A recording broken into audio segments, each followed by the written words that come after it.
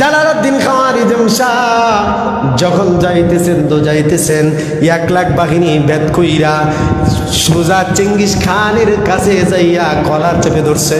আল্লাহু আকবার কইতেন না?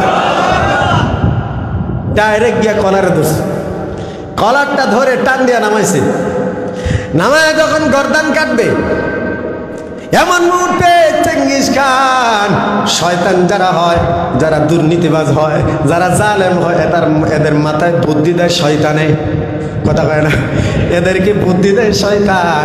যখন পয়গম্বর ইব্রাহিমকে আগুনের মধ্যে ফালাইতে চায়, ফালাইতে পারে না, নমরুদের আয়সা শয়তানে মুসাফির দরবেশ বেশে আয়সা বুদ্ধি দিছিল। কথা কন ঠিক না? আজকে শুধু খাও আর ঘুমাও আর গদির নেশায় পাগল। এই কারণেই তো আজকে ইহুদির মতো নরাধমরা, অভিশপ্ত জাতিরা তোমাদের উপর মাথার উপর কাঁঠাল ভেঙে ভেঙে নিষ্পাপ মানুষকে মেরে মেরে দুনিয়ার জমিনে ত্রাস সৃষ্টি করছে। কথা কন ঠিক না?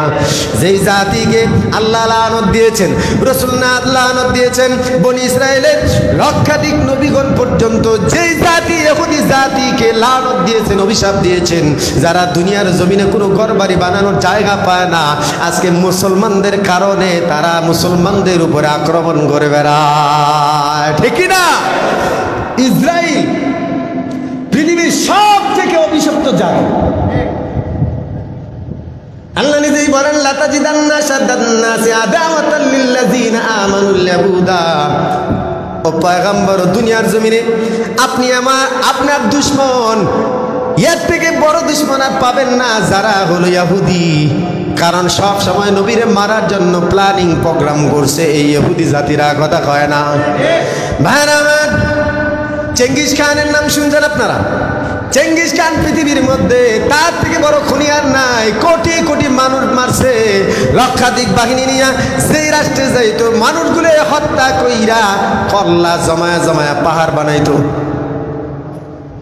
এবং ঘর বাড়ি জ্বালায় দিত, গাছপালা বৃক্ষ তরুণতা পর্যন্ত তার হাত থেকে রাখাই পাইত না। এমন চেঙ্গিস খানের মোকাবেলায় দুনিয়ার জমিনে কেউ ছিল না। একটা মাত্র 25 বছরের মুসলমান নৌজওয়ান, নাম তার জালালউদ্দিন। কি নাম বলেন? জালালউদ্দিন খাওয়ারিজম শাহ 25 বছরের একটা যুবক খোরাসান থেকে বিদ্রোহ শুরু করলেন। আল্লাহু আকবার বলেন। একটা যুবক, যেই যুবকের বয়স মাত্র 25 বছর, 30,000 মুসলমান নেওয়া শুরু করলেন। যাইতে যাইতে যখন এই চেঙ্গিস খানের কাছে জালালউদ্দিনের আওয়াজ চলে গেল, পৃথিবীর মধ্যে নতুন আর একজন সেনাপতি আসছে যার সামনে কেউ টিকে না। কয়েক লাখ সেনাবাহিনী নিয়ে চেঙ্গিস খান নিজে হাজির হয়ে গেছে জালালউদ্দিনের সাথে লড়াই করার জন্য।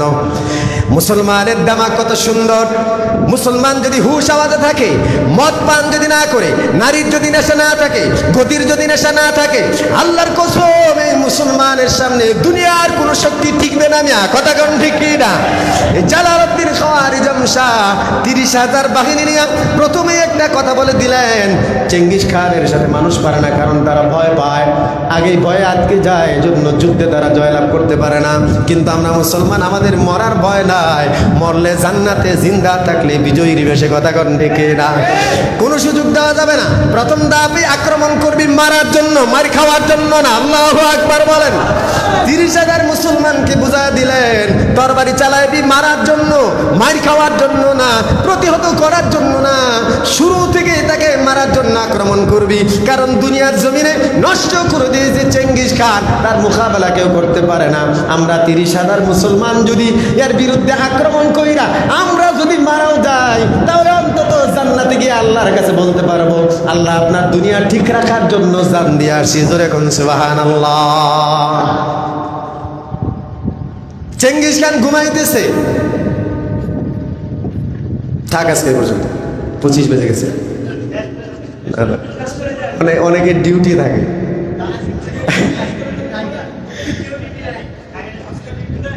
আজকে ডিউটি নাই, আবার তো অনেকের দাওয়াত থাকে।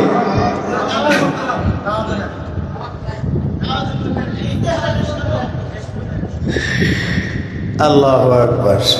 মুসলমান, আপনাদেরকে আরেকদিন আমি শুনাইছিলাম, আফ্রিকার যুদ্ধে এক যুবক আব্দুল্লাহ ইবনে জুবায়ের, মনে আছে? 1 লাখ বাহিনী ভেদ কইরা সেই খ্রিস্টান বাদশাকে কল্লা কাটছিল, মনে আছে নাকি? বলছিলাম আপনাদেরকে। তো মুসলমান যদি দাঁড়া যায়, রাসূল বলেন আল জান্নাতু তাতা জিলালিস সুয়ুফ। মুসলমান যখন জিহাদের ময়দানে আল্লাহর কালেমার পতাকা উড়ানোর জন্য যখন রওনা দেয়, রাসূল বলেন তরবারি ওখানে উড়ায়, তরবারির মধ্যে সূর্যের আলো লাগে, তরবারির ছায়ার মধ্যে আল্লাহর জান্নাত ঘুরে। আল্লাহু আকবার বলেন, আল্লাহু আকবার। মুজাহিদের তরবারির ছায়ার মধ্যে আল্লাহ তাআলা জান্নাত মুজাহিদরা দেখতে পায়। এর প্রমাণ দিয়েছেন ইকরিমা ইবনে আবি জাহল। উনি যখন হুনাইনের যুদ্ধে মারা যায়, মৃত্যুর আগে উনি ডাক দেয়া বলে, সাহাবায়ে কেরাম আমি তো জান্নাত দেখতেছি। আল্লাহু আকবার গণ, আমি জান্নাত দেখতেছি, জান্নাতের ঘ্রাণও পাইতেছি, আমাকে একটু পানি পান করা দাও, কিছুক্ষণের মধ্যে আমি আমার জান্নাতে ঢুকে যাব। বাইরে আমার জালালউদ্দিন খাওয়ারিজম শাহ 30,000 কয় হাজার, আর চেঙ্গিস খানের বাহিনী হলো কয়েক লাখ।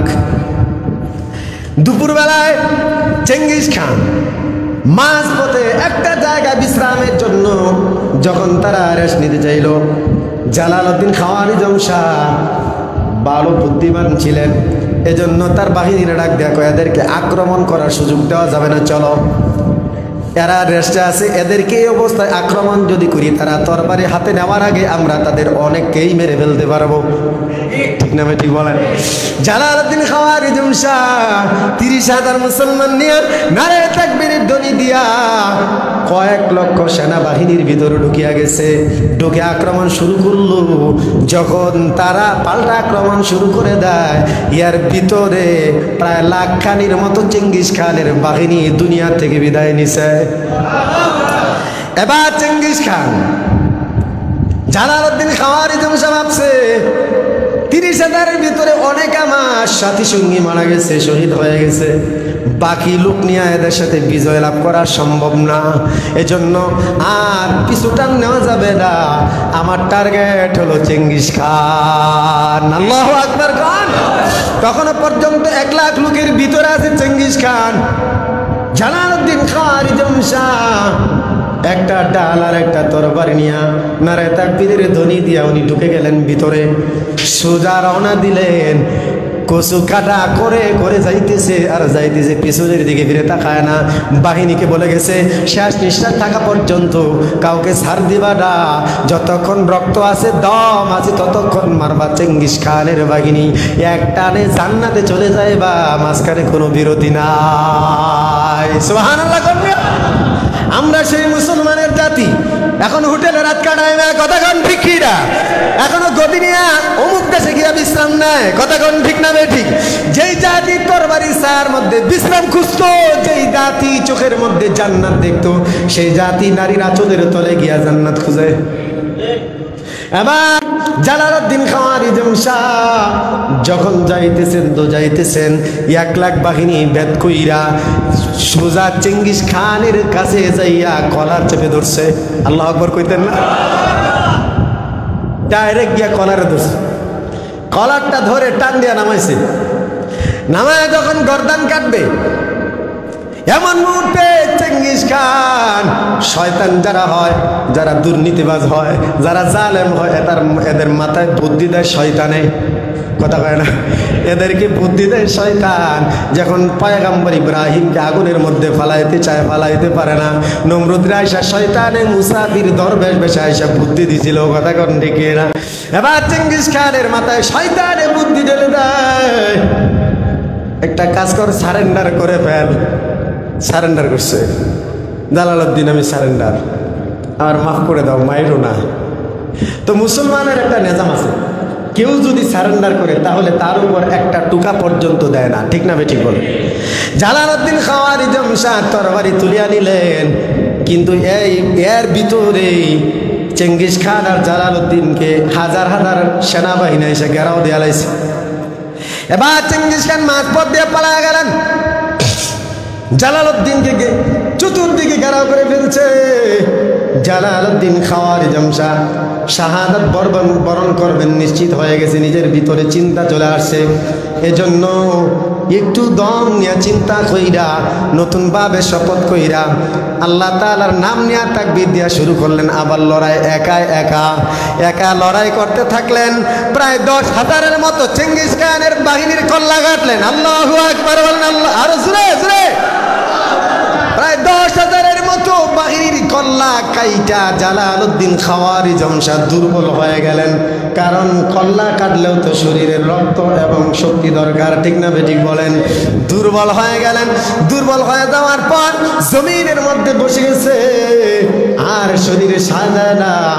এমন টাইমে সবাই ঘেরাও দিয়া লাইছে। জালালউদ্দিন খাওয়ারি জমশা তার বাড়িটা জমিনের মধ্যে গাইরা তার মধ্যে ভর কইরা মাথা নিচের দিকে দিয়ে বসে আছে, আর কালেমা পড়ে প্রস্তুতি নিছে শাহাদাত বরণ করবেন। ঠিক এমন মুহূর্তে চেঙ্গিস খান আইসা হাজির। চেঙ্গিস খান আইসা বলে, মারবি না, তাম দুনিয়ার মধ্যে আমার প্রতিপক্ষ কেউ ছিল না। একটা নৌজওয়ান 25 বছরের মুসলমান, এটা আমার সারা দুনিয়া খাওয়াই দিছে, তারা মারবি না, বন্দি কর, এর চেহারা দেখে আমি শান্তি পাইব। আর বলল, এই জালালউদ্দিনের মতো যদি একটা সন্তান জমিন আমার থাকতো, তামাম দুনিয়ার মধ্যে আমার রাজত্ব কেউ কোনোদিন ধ্বংস করতে পারতো না।